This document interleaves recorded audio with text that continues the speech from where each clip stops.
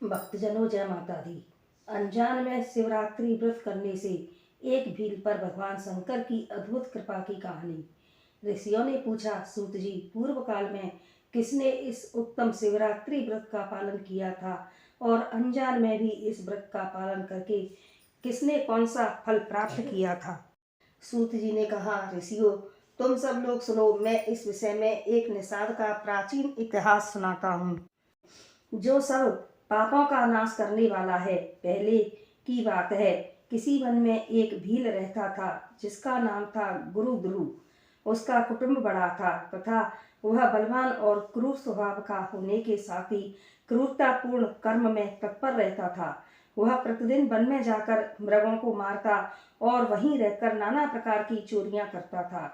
उसने बचपन से ही कभी कोई शुभ कर्म नहीं किया था। इस प्रकार वन में रहते हुए उस दुरात्मा भील का बहुत समय बीत गया। तदंतर एक दिन बड़ी सुंदर एवं शुभ कारक शिवरात्रि आई, किंतु वह दुरात्मा घने जंगल में निवास करने वाला था, इसलिए उस व्रत को नहीं जानता था। उसी दिन उस भील के माता पिता और पत्नी ने भूख से पीड़ित होकर उससे याचना की कि बनचरे, हमें खाने को दो। उनके इस प्रकार याचना करने पर वह तुरंत धनुष लेकर चल दिया और मृगों के शिकार के लिए सारे वन में घूमने लगा। दैव योग से उस दिन उसे कुछ भी नहीं मिला और दैव योग से सूर्य अस्त हो गया। इससे उसको बड़ा दुख हुआ और वह सोचने लगा, अब मैं क्या करूं, कहाँ जाऊं, आज तो कुछ नहीं मिला। घर में जो बच्चे हैं उनका तथा माता पिता का क्या होगा, मेरी जो पत्नी है उसकी भी क्या दशा होगी। अतः मुझे कुछ लेकर ही घर जाना चाहिए, अन्यथा नहीं। ऐसा सोचकर वह व्याघ्र एक जलाशय के समीप पहुंचा और जहां पानी में उतरने का घाट था वहां जाकर खड़ा हो गया। वह मन ही मन यह विचार करता था कि यहाँ कोई न कोई जीव पानी पीने के लिए अवश्य आएगा, उसी को मारकर कृत हो उसे साथ लेकर प्रसन्नता पूर्वक घर को जाऊंगा। ऐसा निश्चय करके वह व्याघ्र एक बेल के पेड़ पर चढ़ गया और वहीं जल साथ लेकर बैठ गया। उसके मन में केवल यही चिंता थी कि कब कोई जीव आएगा और कब मैं उसे मारूंगा। इसी प्रतीक्षा में भूख प्यास से पीड़ित हो वह बैठा रहा। उस रात के पहले पहर में एक प्यासी हिरणी वहां आई, जो चकित होकर जोर जोर से चौकड़ी भर रही थी। ब्राह्मणों, उस मृगी को देखकर व्याध को बहुत बड़ा हर्ष हुआ और उसने तुरंत ही उसके वध के लिए अपने धनुष पर एक बाण का संधान किया। ऐसा करते हुए उसके हाथ के धक्के से थोड़ा सा जल और बिल्व पत्र नीचे गिर पड़े। उस पेड़ के नीचे शिवलिंग था। उक्त जल और बिल्व पत्र से शिव की प्रथम पैर की पूजा संपन्न हो गई। उस पूजा के महात्म्य से उस व्याध का बहुत सा पातक तत्काल नष्ट हो गया। वहां होने वाली खड़खड़ाहट की आवाज को सुनकर हिरणी ने भय से ऊपर की ओर देखा। व्याध को देखते ही वह व्याकुल होकर के बोली। मृगी ने कहा, व्याध, तुम यह क्या करना चाहते हो, मेरे सामने सच सच बताओ।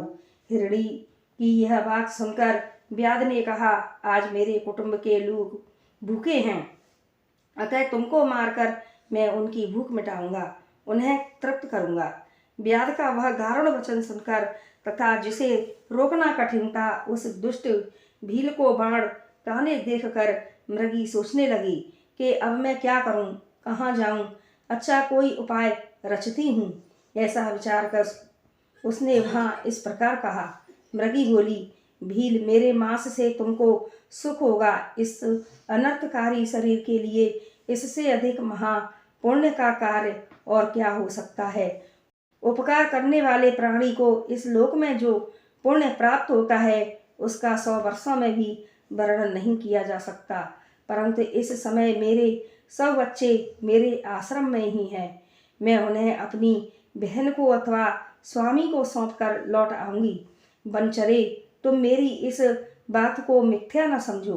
मैं फिर तुम्हारे पास लौट आऊंगी, इसमें संशय नहीं है।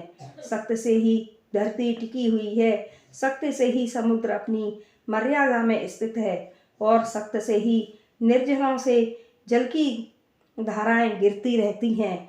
सत्य में ही सब कुछ स्थित है। सूत जी कहते हैं, मृगी के ऐसा कहने पर भी जब व्याध ने उसकी बात नहीं मानी तब उसने अत्यंत विस्मित एवं भयभीत हो पुनः इस प्रकार कहना आरंभ किया। मृगी बोली, व्याध सुनो, मैं तुम्हारे सामने ऐसी शपथ खाती हूँ जिससे घर जाने पर मैं अवश्य तुम्हारे पास लौट आऊंगी। ब्राह्मण यदि वेद बेचे और तीनों काल की संध्याएं ना करे तो उसे जो पाप लगता है, पति की आज्ञा का उल्लंघन करके स्वेच्छानुसार कार्य करने वाली स्त्रियों को जिस पाप की प्राप्ति होती है, किए हुए उपकार को न मानने वाले, भगवान शंकर से विमुख रहने वाले, दूसरों से द्रोह करने वाले, धर्म को लांघने वाले तथा विश्वासघात और छल करने वाले लोगों को जो पाप लगता है, उसी पाप में मैं भी लिप्त हो जाऊं यदि लौटकर ना आऊं। इस तरह अनेक शपथ खाकर जब मृगी चुपचाप खड़ी हो गई तब उस व्याध ने उस पर विश्वास करके कहा, अच्छा अब तुम अपने घर को जाओ। तो वह मृगी बड़े हर्ष के साथ पानी पीकर अपने आश्रम मंडल में गई। इतने में ही रात का वह पहला पहर व्याध के जागते ही जागते बीत गया। तब उस हिरणी की बहन दूसरी मृगी, जिसका पहली ने स्मरण किया था, उसी की राह देखती हुई जल पीने के लिए वहां आ गई। उसे देखकर भील ने स्वयं बाण को तरकस से खींचा। ऐसा करते समय पुनः पहले की ही भांति भगवान शिव के ऊपर जल और बिल्व पत्र गिरे। उसके द्वारा महात्मा शंभु की दूसरे प्रहर की पूजा संपन्न हो गई। यद्यपि वह प्रसंगवश ही हुई थी तो भी व्याध के लिए सुखदायिनी हो गई। मृगी ने उसे बाण खींचते हुए देखा और पूछा, बनचरे यह क्या करते हो? व्याध ने पूर्ववत उत्तर दिया, मैं अपने भूखे कुटुंब को तृप्त करने के लिए तुझे मारूंगा। यह सुनकर वह मृगी बोली। मृगी ने कहा, व्याध मेरी बात सुनो, मैं धन्य हूँ, मेरा देह धारण करना सफल हो गया, क्योंकि इस अनित्य शरीर के द्वारा उपकार होगा, परंतु मेरे छोटे छोटे बच्चे घर में हैं, अतः मैं एक बार जाकर उन्हें अपने स्वामी को सौंप दूं, फिर तुम्हारे पास लौट आऊंगी। व्याध बोला, तुम्हारी बात पर मुझे विश्वास नहीं है, मैं तुझे मारूंगा, इसमें संशय नहीं है। यह सुनकर वह हिरणी भगवान विष्णु की शपथ खाती हुई बोली, व्याध जो कुछ भी कहती हूँ उसे सुनो। यदि मैं लौट कर न आऊं तो अपना सारा पुण्य हार जाऊं, क्योंकि जो वचन देकर उससे पलट जाता है वह अपने पुण्य को हार जाता है। जो पुरुष अपनी विवाहिता स्त्री को त्याग कर दूसरी के पास जाता है, वैदिक धर्म का उल्लंघन करके कपोल कल्पित धर्म पर चलता है, भगवान विष्णु का भक्त होकर शिव की निंदा करता है, माता पिता की निधन की तिथि को श्राद्ध आदना करके उसे सूना बिता देता है तथा मन में संताप का अनुभव करके अपने दिए हुए वचन को पूरा करता है, ऐसे लोगों को जो पाप लगता है वह मुझे भी लगे यदि मैं लौटकर ना आऊं। सूत जी कहते हैं, उसके ऐसा कहने पर व्याध ने उस मृगी से कहा कि जाओ। मृगी जल पीकर हर्षपूर्वक अपने आश्रम को गई। इतने में ही रात का दूसरा पहर भी व्याध के जागते ही जागते बीत गया। इसी समय तीसरा पहर आरंभ हो गया और मृगी के लौटने में बहुत विलंब हुआ। जान चकित हो व्याध उसकी खोज करने लगा। इतने में ही उसने जल के मार्ग में एक हिरण को देखा। वह बड़ा हृष्ट पुष्ट था। उसे देखकर बनचरे को बड़ा हर्ष हुआ और वह धनुष पर बाण रखकर उसे मार डालने को उद्यत हुआ। ऐसा करते समय उसके प्रारब्ध बस कुछ जल और बिल्व पत्र शिवलिंग पर गिरे। उससे उसके सौभाग्य से भगवान विष्णु की तीसरे प्रहर की पूजा संपन्न हो गई। इस तरह भगवान ने उस पर अपनी दया दिखाई। पत्तों के गिरने आदि का शब्द सुनकर उस मृग ने व्याध की ओर देखा और पूछा कि क्या करते हो? व्याध ने उत्तर दिया, मैं अपने कुटुंब को भोजन देने के लिए तुम्हारा वध करूंगा। व्याध की बात सुनकर हिरण के मन में बड़ा हर्ष हुआ और तुरंत ही व्याध से इस प्रकार बोला। हिरण ने कहा, मैं धन्य हूँ, मेरा हिष्ट पुष्ट होना सफल हो गया, क्योंकि मेरे शरीर से आप लोगों की तृप्ति होगी।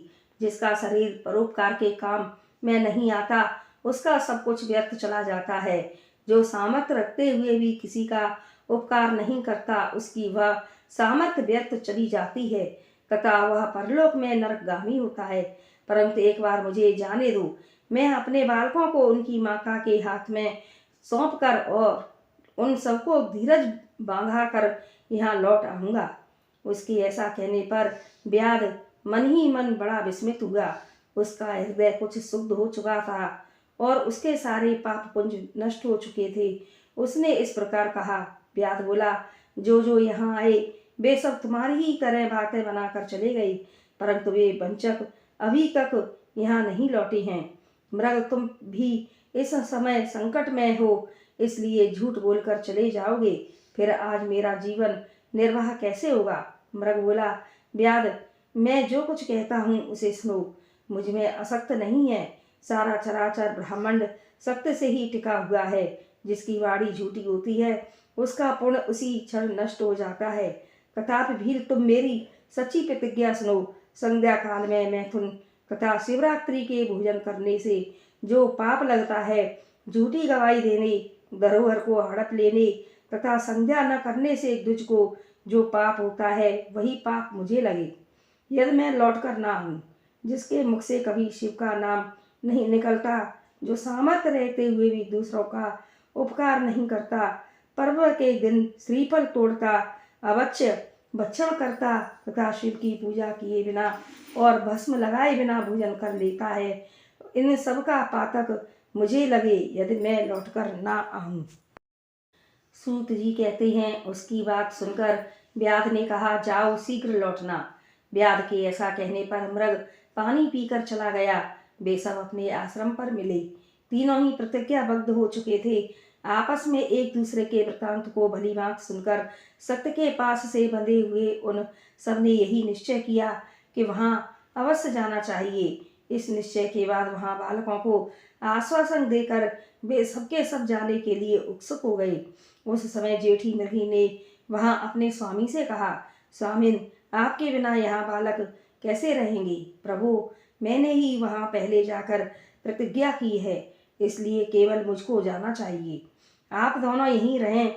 उसकी यह बात सुनकर छोटी मृगी बोली, बहन, मैं तुम्हारी सेविका हूँ, इसलिए आज मैं ही व्याध के पास जाती हूँ, तुम यहीं रहो। यह सुनकर मृग बोला, मैं ही वहां जाता हूँ, तुम दोनों यहाँ रहो, क्योंकि शिशुओं की रक्षा माता से ही होती है। स्वामी की यह बात सुनकर उन दोनों मृगियों ने धर्म की दृष्टि से उसे स्वीकार नहीं किया। वे दोनों अपने पति से प्रेम पूर्वक बोली, प्रभु, पति के बिना इस जीवन को धिक्कार है।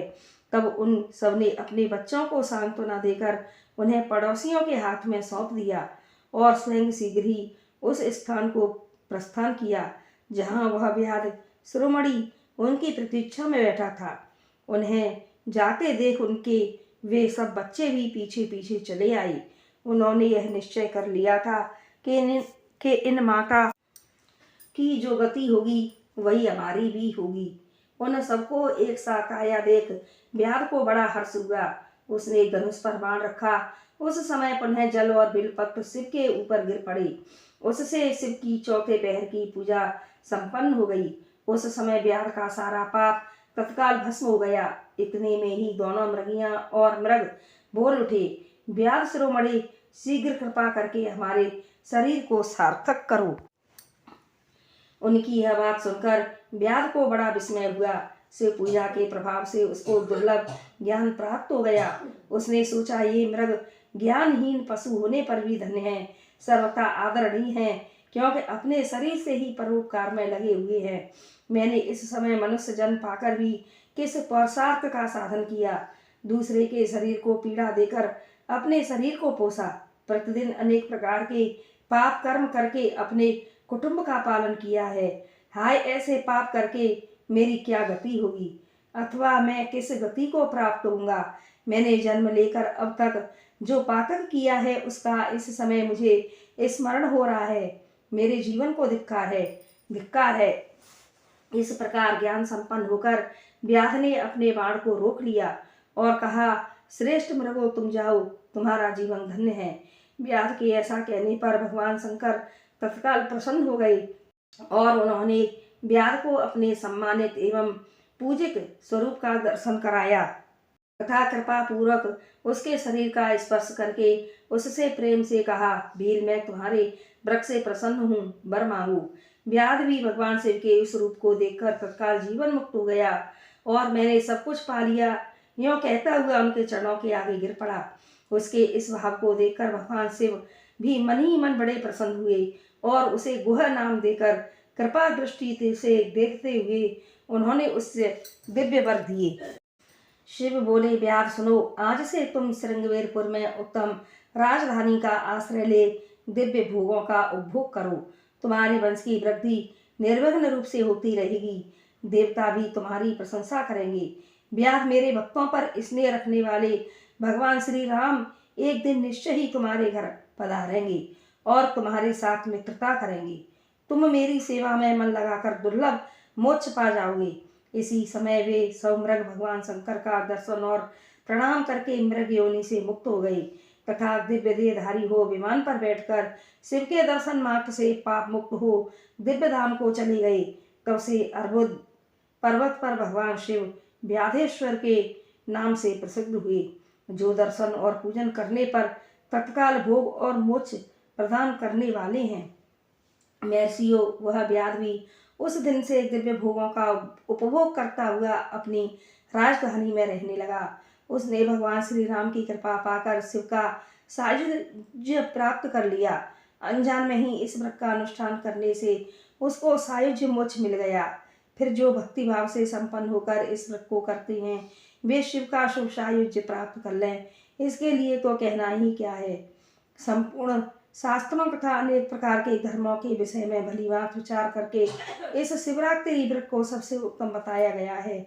इस श्लोक में जो नाना प्रकार के व्रत एवं विविध तीर्थ भांति भांति के विचित्र गान, अनेक प्रकार के यज्ञ, तरह तरह के जप तथा तप है, वे सब इस शिवरात्रि व्रत की समानता नहीं कर सकते। इसलिए अपना हित चाहने वाले मनुष्यों को इस शुभतर व्रत का अवश्य पालन करना चाहिए।